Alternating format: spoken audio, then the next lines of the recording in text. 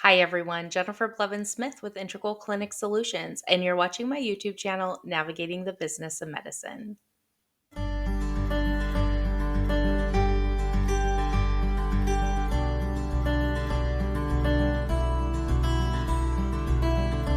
Today we're going to do the second part of the screen share showing the Identity and Access Management System website. We started the first part in the previous video, and we went over the basics of the homepage as well as the frequently asked questions. Today we're going to review the resources guide and some important details to become familiar with before you jump into using this very important resource. All right, so I'm going to share my screen. So one moment here, and then we will go over the resources guide for the Identity and Access Management System. All right, so here we are at the home page again for the Identity and Access Management System, or INA. This is where you would enter your username and password if you already have those credentials. If not, here's the Create Account Now. You can access the PECOS and NPPES websites as we reviewed in the last video. We went over the frequently asked questions guide in the last video, and today we're going to go over the quick reference guide. There are some specific things I want to review today on the quick reference, and those are the roles that can be assigned to different people and organizations to work on behalf of providers and practices, or they call them organizations in here. I already have the tab open, so I'm just going to open that up. You can see the table of contents, and then if you wanted to go to a certain place, you can click on it and it will take you to it. This is a very extensive user guide. I think it's great. I really encourage bookmarking it so it can be utilized at a later date. I do encourage reading all of this if you are new to the INA website, if you still get confused on the INA website, if you're going to be helping providers with the INA website. Definitely go over the FAQ and go over this and really have a strong understanding if you're going to be assigned certain roles in here, or if you're going to be working in it at all. I personally think you should have a strong understanding, so you'll want to look at this. So if I click on how to retrieve forgotten user ID, it just takes me right there. And it's just so nice. I mean, I love it when people create PDFs in this way. So the first thing I really want to go over is just some basics, right? So what type of user are you? There's individual providers. Every provider that is eligible for an MPI 1 is going to be able to have a user access. They need an account because that's where their MPI number is going to be created or requested, and where it's going to be maintained through the NPPES website. And we know the NPPES website credentials to log in are the INA credentials that you create. They're used one and the same. So whether it's a provider working for a group or they're a solo provider, they need to have access, okay? Then an organizational provider, or I just kind of put it in my head as a group. I like to call it as a group, a practice, when I'm talking in other capacities and videos, credentialing, contracting, and such. So they call it an organizational provider, and these are eligible for an MPI 2 number, a group MPI, which makes sense, right? It could be DME-POS, which is DME suppliers. It can be physician group practices, hospitals, and they have to be submitting claims to Medicare Part A and or Part B programs. Then you have the third-party organizations, which is a group like a billing agency, a credentialing service, consultant, staffing company, and these third parties have relationships with individual providers and groups that they work on their behalf. The authorized official, or AO, is going to be the appointed official of the group, or could be the manager or the owner of the third party organization. And they would be the individuals who have the authority to legally bind the group to conduct business on behalf of the organization. So they're a representative that makes business decisions, and they are being held accountable just like the access manager will as well, and we'll go over that, to make sure that Medicare statutes, regulations are all being followed and adhered to. And they are, basically the people that hold and bear all the weight if something were to go wrong. Okay. And they are also able to initiate or they can accept a surrogacy connection, and they can manage staff and all of that. So they'll be able to manage all the other roles that we're going to talk about. Okay. The access manager is like one step down, if you will. And it's somebody who the authorized official really, really trusts.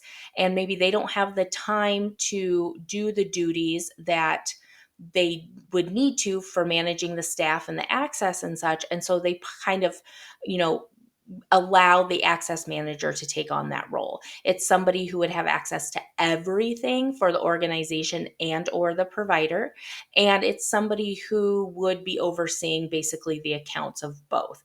So it doesn't necessarily mean that a provider or a third-party organization AO needs to grant somebody an access manager if they want to do it themselves, but it gives an option to pass the torch to somebody to help really manage it.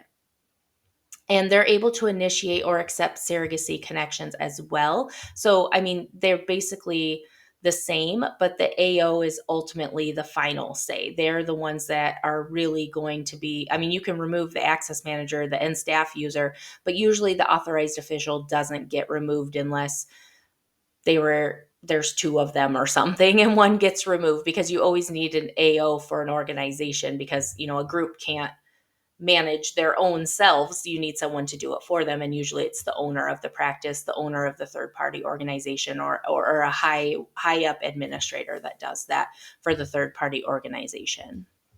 And then an end staff user is an individual. It could be a credentialing specialist, a billing coding specialist, office manager, who has been approved by either the AM or AO to make decisions and work on behalf of either a provider or that third party organization or the group to, access, view, modify information in the CMS computer systems on behalf of their employer. These are people who cannot make huge decisions, but they still need access to be able to work in there on behalf of the group, the third party, or the individual provider. And a surrogate as a group that has, so the surrogate can be two things. It could be a group that has a business relationship with an individual provider and like an owner, or it could be a third party organization with an individual provider or group to access the information. And I really like this table. I think it's really helpful because sometimes words get jumbled and people get confused. I know I do. And I really like something so easy to reference. So it just tells you the roles on the left, and then, what kind of access basically and abilities they'll have in the systems once they're granted. And although you use the same credentials to access the PECOS, NPPES, and EHR incentive websites, you don't necessarily gain access to all of them when access is granted by role. You actually have to request to have access to each individual one. So those are granted individually, but the role is going to be the same for all of them. So if you requested to be the AM for the PECOS, then you would have to be the AM for the NPPES and the EHR. You can't have different roles at the different logins or the different websites, but you do have to get separate approval for all of those with the same role. I hope that makes sense. And then just, looking at the no's, what the no's can't do. And providers, managers, whoever's the AMs and the AOs should not be granting access to users unless you really understand if they'll be able to fulfill their responsibilities at the minimum level, right? So an end staff user that just needs to be able to work on the behalf doesn't need to be an access manager if they're not going to be maintaining and being responsible for removing and adding users to the system when employees come and go, for instance. So you want to give somebody the minimum access required to fulfill their responsibilities. And you want to make sure that you are regularly updating and keeping this as current as possible so past employees, past employers, past organizations don't have access to past providers that used to work for them or past groups being affiliated with providers that they're no longer working. I really like that they took the time to put screenshots in all of this guide because I am a visual person as well as a hands-on person. So if I can do the work, I learn a lot faster, but also having a reference with pictures as I'm working hands-on is just a slam dunk for me. And I love that they did this. It's in color. They really took their time. When I started in medicine, and I've been accessing these websites for so long, that they didn't always have this. And so I'm just really excited for the newcomers to healthcare or into this realm of healthcare that you have these resources. And like I said, it tells you the password compliance requirements. It's nice. They're pretty transparent with everything.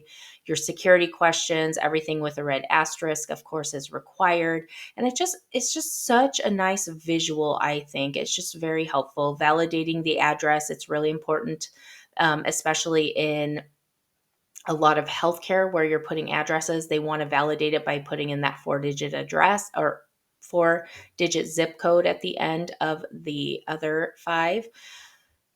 And you can read all about this, but it's just so handy. And if you're looking for something specific, I love the Control F feature so that you can search the document. So if I wanted to say, I want to find all access manager references, you hit enter, there's 47 of them, right?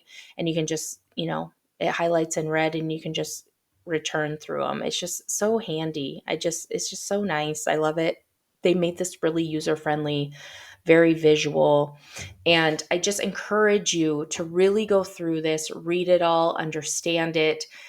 Because if you're going to be helping a provider approve accesses, if you're going to be being the person who is approving accesses, you need to know where to go, what to look for, how to do it.